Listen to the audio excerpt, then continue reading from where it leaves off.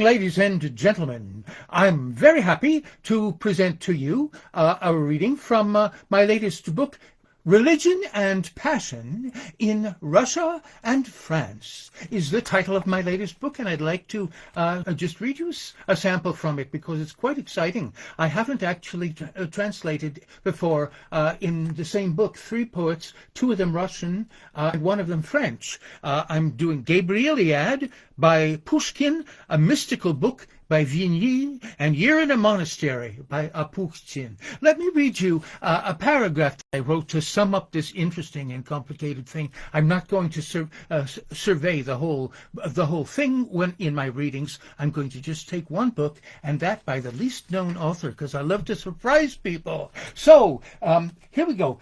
This is basically the goal of the project. The book Religion and Passion in Russia and France offers 3 psychologically pioneering story poems. Gabri-iliad by Pushkin, 1821, Mythical Book by Alfred de Vigny, 1858. That was actually written about 30 years earlier, but just in the collected works, he is constantly revising and reshaping. And Year in a Monastery by Alexei Apukhtin, 1883. So they span the 19th century in a sort of threefold progression. In the Romanticist tradition of modern scripture writing, there's a lot packed into that. I'll repeat the phrase. In the Romanticist tradition of modern scripture writing, each poet treats a scriptural theme from a modern rebellious perspective.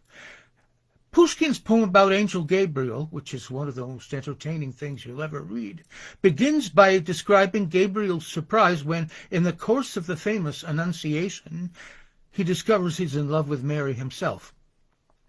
Vigny, passing on to our Frenchman, creates a new Bible-type figure, Éloa, who's a female angel interested in saving Satan. Apukhtin, lastly, writes a poem in the form of a diary, the journal of a long-time party-goer who seeks a complete refashioning of his life by becoming a novice in a monastery for a year. All 3 visionaries are trying, I think, to refashion the fruit-eating fable from Genesis. You remember where they ate the fruit of a mysterious tree? The fruit isn't even named, though usually Northern European painters represent it as an apple. That apple turned wormy pretty fast, and what particularly betokened that was the fact that no sooner had they taken a bite when they they had the feeling they were embarrassingly and blamably naked, and they started frantically putting on fig leaf aprons, and God helped them out, actually creating clothes of skin for them. So obviously God understands this very well, but we can see from just a common sense point of view that if you eat an apple and you and your friend suddenly feel strangely and embarrassingly naked afterward, the apple indicates indeed the tree of knowledge, but carnal knowledge.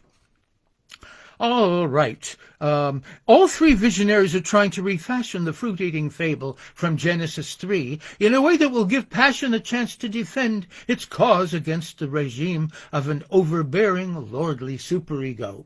I'll read the opening entries from the Apukhtin journal, plus a brief party-going poem for context. This guy, Apukhtin, one reason perhaps we don't know so much about him, either in America or even in present-day Russia, is that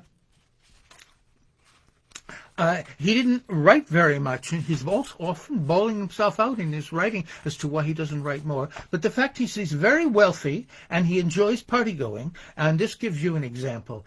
This is one of several composers, Shostakovich, Prokofiev, set Apukhtin to music. He's very singable. Listen to this. This is called Nights of Insomnia, Nights of Insanity. This is a really perplexed and somewhat depressed party-goer. Nights of insomnia, nights of insanity, voice made disjointed and glance turned phlegmatic, nights where the lighting has vanished to vanity, flowers near gone of an autumn erratic. Even if time with a blow-stroke unsparingly falsity showed that you harbored constraining, memory-laden, I'm darting back daringly, seeking the key that I'm never attaining. Stealthy the whisper whereby you are quieting all the world's tiring, banausic inanity. Dreams driven back, once again they are rioting, nights of insomnia, nights of insanity. Okay, that's the problem. We do see that it is a deeply felt problem, and he's going to take radical steps to remedy it. Let's begin with a journal entry from November 15. At last, the field camp of the enemy, I fled. A wounded fighter, nightmare past. A world of lies, deception, trickery, I have escaped, but half alive, at last. No vengefulness I cultivate, no wrath. For active sacrifice I'm ready now. Of death, oblivion, and peace the path, and shelter 'neath your humble roof I bow. Father Superior had counselled me, though grand, he was urbane, and cordially declared a cloister my intended destiny. And with the high round hat, a blessing he'd prepared. He said, you in obedience will be to Elder Michael. He for us with grace, firm steady pillar, well adorns our little place, and honoured is for that fidelity. To him for every thought you'll an account extend. Fulfill without complaint each indication, and should the favour of the Lord to you descend, you'll find the way to your salvation. And so it was. A monk am I. In garments new and suitable I went, to vespers and to matins, with a child-dream sigh, such words I used to love, the sweetness to them lent, and monastery life a heaven would appear. Then into worldly life I plunged, that slough, and lost my faith, but after many a year, to childhood dream I was returning now. December 1. 2 weeks already in the cloister I've been still, a silence, deepest quietude, pervading all. Our monastery's built upon a hill, 'tis well surrounded by a fencing wall. They say that from the tower summer views are grand, of lake and distant wood and settlements at hand. The scattered cells by garden unified, where varied flowers and the rarest plants abide, our cluster fame for blooms had gained quite long ago. In spring, true heaven, but today all's blanketed in heavy depth of snow. 'Twill feeling of a wilderness convey. Alone the church's domes of gold gleam high above it as of old. Near the cathedral, rightward from the gate, and mostly hidden by the trees, my cell, 2-windowed, nestles. Little bait is here for idle glance or eye frivolities. A bank of wooden planks with blanket covered all. 'Tween windows, oaken table, and 2 leather chairs. Religious tomes on shelf along a wall. An icon of the Christ, a thorny crown he wears. Monastic life, devoid of storm, of passion, seems as if one free of care were lulled in dreams. I hear no worldly phrase, no firm, asserted speech, unending lies, unending slurs in each. I see no angry, vulgar face. One thing disturbs me, true belief yet fails. Yet God will aid me, for his love avails, unmeasured too his holy grace. Each day on waking I to Elder Michael go, in chapel counsel to acquire. He seems 100 years of age, his walking slow, yet in his eye are sparks of living fire, of deep, strong faith in God on high.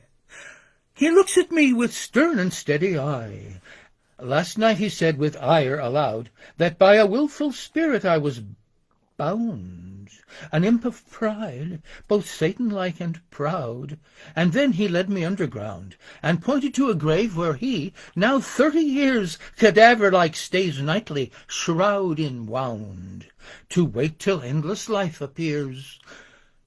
And I, with tenderness and woe that love endears, kept looking at the sight of struggle and of pain. In summer only, though, he's here. Right now the tomb in gloom severe, potatoes, vegetables, mushrooms may contain.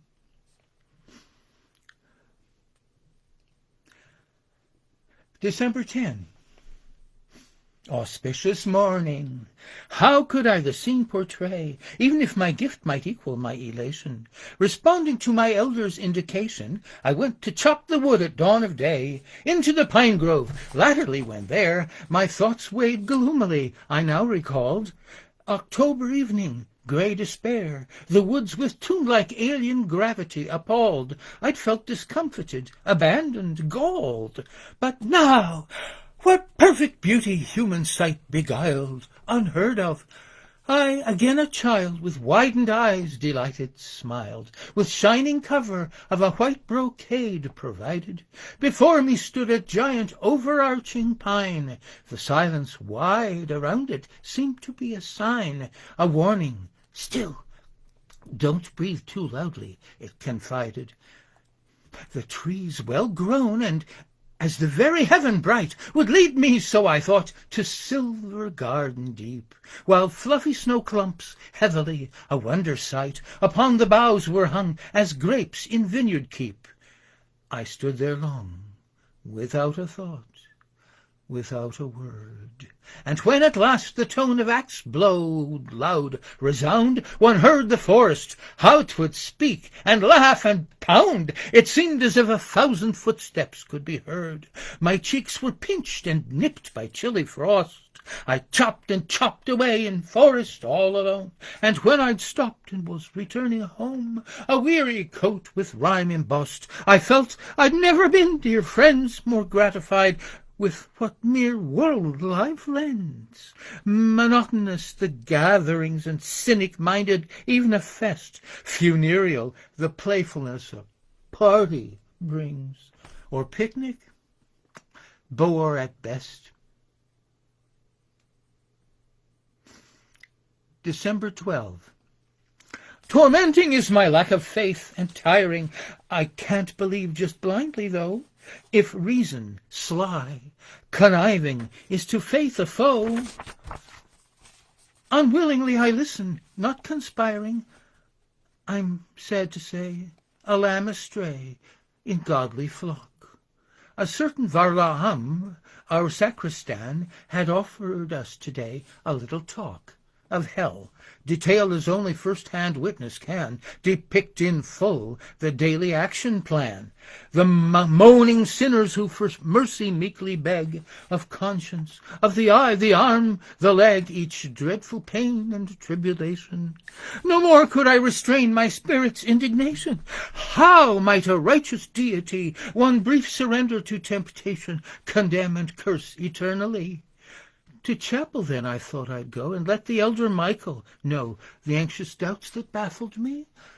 But only partially were these resolved, you see. He claimed that, likely from the cradle, I had been inhabited by sinful thought. I was a stinking dog, a vessel devil brought. No wonder higher favor passed me by. December 20. Oh, sad, they've found me out. My brother writes that gossip in the tale of my escape delights. A laughing stock have I been made, a legend in the town, embarrassment to friends. He says he'll hope I'll make amends and so be finished with my escapade.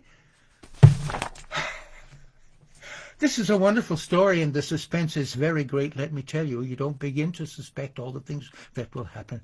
I better take leave, though, of you, because these are supposed to be preludes, not evening-long recitations. And so let me say goodbye, and deepest thanks to you for listening.